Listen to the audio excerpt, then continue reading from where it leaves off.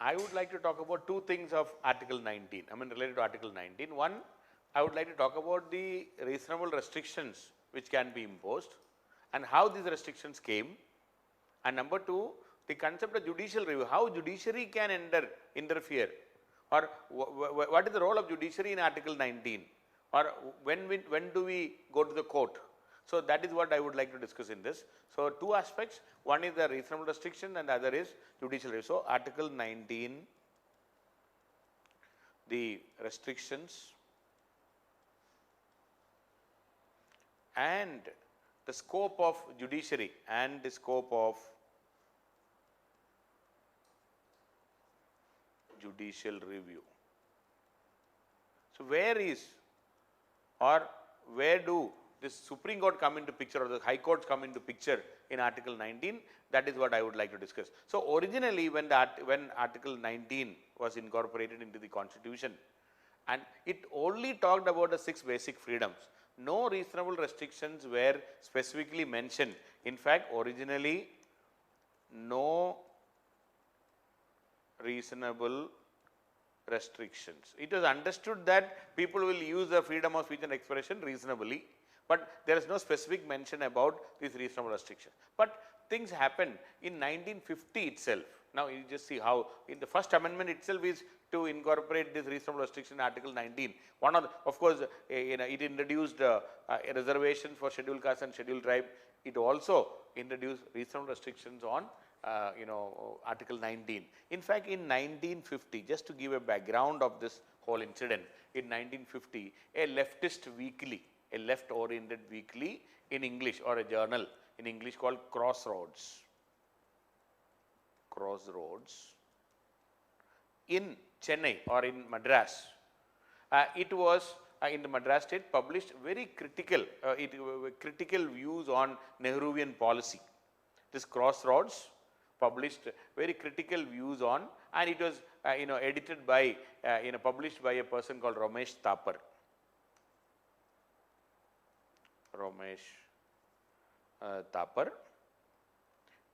And this weekly was banned by the Madras government at that time.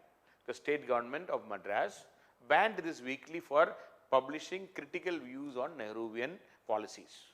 So Ramesh Thapar immediately went to the Supreme Court saying that I have a fundamental right of publishing, expressing my opinion, this, that and all.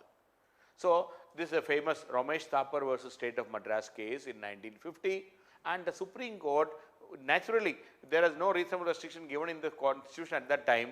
Supreme Court came up with the verdict in favor of Ramesh Thapar. To overcome this verdict, the First Amendment Act, the Nehruvian government in in the center, in 1951 itself, they came up with reasonable restrictions on Article 19. So Article 19(2) was inserted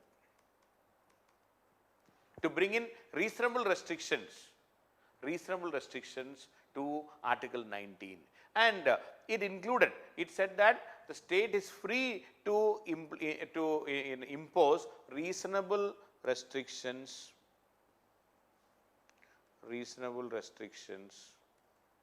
on freedom of speech and expression if it violates, or rather if it is violating the security of state. One, the security of the state. It clearly meant security of the state, friendly relations with foreign countries,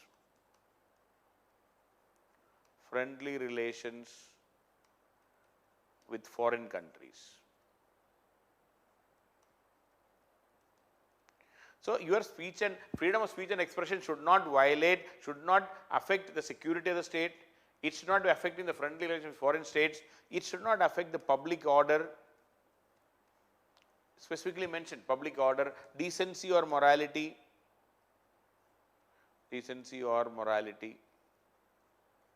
Your freedom of speech and expression should not affect the decency and morality of the society, or in relation to contempt of court. It should not be in relation to contempt of court.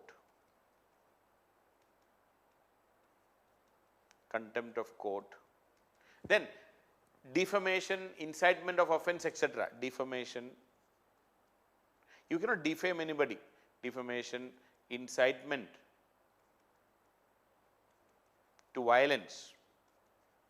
You cannot incite anybody by incitement to an offense or violence. So all these conditions were put. Okay. So Article 19(2) inserted that there can be reasonable restrictions on your freedom of speech and expression if your speech and expression is affecting the security of the state. Then friendly relations with foreign states, security of the state, friendly relations with foreign states, foreign countries, if it affects the public order, it affects the decency and morality in relation to contempt of, it affects the contempt, if it is if your freedom of speech and expression is affecting, or it is condemning the court, if it's a contempt of court, if it's a defamation, incitement of offense, in all these cases there can be reasonable restrictions. That is what First Amendment added. But later on in 1960s, 16th Amendment Act, please note, 16th Amendment Act of the Indian Constitution, it added one more addition in Article 19(2). That is, it added that in the word the sovereignty and integrity of India was also added. In 16th Amendment Act in 1960s, it added sovereignty and integrity of India. That means the freedom of speech and expression should not affect the sovereignty and integrity of India, security of the state. So now the first word is sovereignty and integrity, but it was added. It is not added in the First Amendment Act. It was added only in the 16th Amendment Act. Sovereignty. So now it reads, the restriction says that the state can impose reasonable restrictions on grounds of sovereignty and integrity of India, then security of the state, then friendly relations with foreign states, public order, decency or morality, or in relationship to contempt of court, defamation, incitement to an offense, etc. So that is what the reasonable restriction. So there can be a series of restrictions on our speech and expression, which is added first in the First Amendment Act 1951, subsequently in 16th Amendment Act. So two amendments added reasonable restrictions on Article 19. Now the question is, where do you get these 6 basic freedoms are not absolute? We are very clear. It can, the reasonable restrictions can be there. Now the question is, where is the involvement of the court? Where will the court, the Supreme Court, or the High Court can interfere? Where do Supreme Court or High Court come into picture? That is where the reasonable restriction. Now the issue is the state can impose reasonable restriction. Now is it reasonable? The question is or are the restrictions reasonable is the question. Is it reasonable or not? Who will decide? Judiciary will decide. So any restriction on the freedom of speech and expression, see, it's a wide ranging restrictions can be there in the security of India. Or it is mentioned that reasonable restrictions can be there if it affects the sovereignty and integrity of India. So sovereignty and integrity, security of India, security of the state, it's a very broad term. So now whether this will come under that only. See, for example, a very simple, very good example right now is, see, the internet connection in Jammu and Kashmir was cut by the state for many months, saying that it will affect the security of the country. So, but Supreme Court interfered and said that this kind of an action, a blanket ban on the entire internet, cannot be acceptable. It's a violation of Article 19. You cannot, this is not reasonable, this restriction is not reasonable, Supreme Court has said. I will come to that in a separate video, but please understand Article 19, reasonable the restriction should be reasonable. Supreme Court or the High Courts are given the power. So the power, now what is that judicial review? The power of the judiciary, power of the Supreme Court, or the High Courts in checking whether the restrictions are reasonable or not, in checking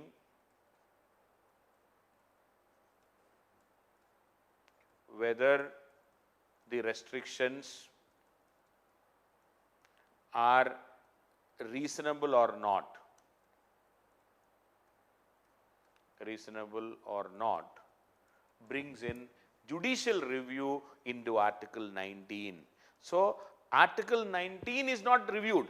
Please don't mistake, when we say judicial review in Article 19, judicial review is, it is not, the court is not reviewing Article 19. The court is reviewing whether the restrictions imposed on Article 19 are reasonable or not. The best example is the ban, the blanket ban of the entire internet connections in Jammu and Kashmir. Is it reasonable? 100% not. It is not reasonable. You cannot blame the whole community. You can punish a person who is anti-national, who is working against the country, but you cannot call and you cannot say that the entire population of Jammu and Kashmir are anti-national. You cannot say that. This is the problem with our state. This is the problem with our government.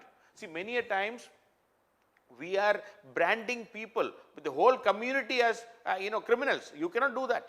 So, please understand, this is where Supreme Court will come into picture, High Courts will come into picture, and they have a right to remove or right to say that these restrictions are unreasonable. Supreme Court can declare such restrictions unreasonable. So, that is where the judicial review come into picture. So, the Supreme Court is given the power, or the High Courts, Supreme Court as well as the High Courts have the power to declare a restriction unreasonable, because it has to be a reasonable restriction. Judiciary will come into picture, judicial review will come into picture. So, in determining, one more point I would like to tell, in determining the reasonableness, whether it is reasonable or not, Supreme Court may look into the surrounding circumstances.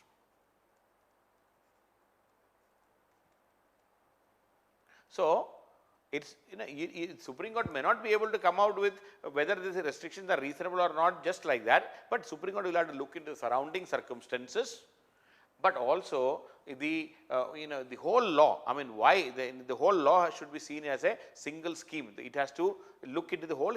Basically, Supreme Court will have to look into the surrounding circumstances and look at the whole thing in a holistic picture. A holistic picture should be there with the Supreme Court. So, Supreme Court will look into the whole scheme, the whole restrictions as a whole, and try to find out whether it is reasonable or not. So, while deciding the reasonableness, Supreme Court will have to look into the surrounding circumstances and have to look into the whole thing holistically, then only they will come to a conclusion. So, for example, the ban on the entire internet in Jammu and Kashmir. Supreme Court later on said, I will come to that separately. Supreme Court very clearly said that this ban, the banning for the entire community is unacceptable. So, Supreme Court said that you cannot ban internet to the whole of Jammu and Kashmir. You cannot, or in the valley, the whole of the valley. You cannot do that. So, Supreme Court will definitely look into, or High Court will definitely look into the surrounding circumstances also, number one. Number two, Supreme Court will also take into consideration the directive principles of state policy. Are we restricting to implement the directive principles of state policy or not? Is it, when the government tries to implement directive principles, when the government tries to implement a welfare measure, or while doing that, if some restrictions on freedom of speech and expression is required or not, Supreme Court can even look into whether this restrictions are imposed for the implementation of directive principle. If it is imposed for the implementation of directive principle, Supreme Court may consider the restrictions slightly differently, number two. And Supreme Court also looks into the whether it's a violation of natural justice or not. So, a very interesting fact or point here is, Supreme Court, while deciding the reasonableness of restriction, Supreme Court will look into, or High Courts will look into whether these reasonable restrictions have violated the natural justice. So, what is natural justice? Very interesting. Two cardinal principles of natural justice. One, no one shall be a judge of his own cause. Meaning, the government, see, why this reasonable, why this restriction? If the restrictions are imposed only to protect the government from criticism, or government cannot, if the government is also a party and government is trying to impose restrictions, so no one shall be judge of his own cause. Now, if the government is also a party to the dispute and the government is trying to impose restriction, then it is a violation of natural justice. And the second point in natural justice is, no one shall be punished without being heard. No one shall be punished without being heard. So, you should punish somebody only after giving a reasonable chance to explain their position. So, if the government very, I will say, arbitrarily imposing restriction without even listening to the what is the people's view, or the people who are who are affected by this restriction. So, Supreme Court will definitely look into whether the natural justice is violated or not. So, considering all these things, I already said this should be reasonable, the restriction should be reasonable. Number two, in determining the reasonableness, Supreme Court will look into surrounding circumstances and Supreme Court will take a holistic view. Number three, Supreme Court even will look into whether these restrictions are imposed for the implementation of directive principles of state policy or not, whether it is to implement a welfare measure or not, Supreme Court will definitely look into. And number four, Supreme Court will also look into whether these restrictions have violated the natural justice of the citizens. And what all amounts to natural justice?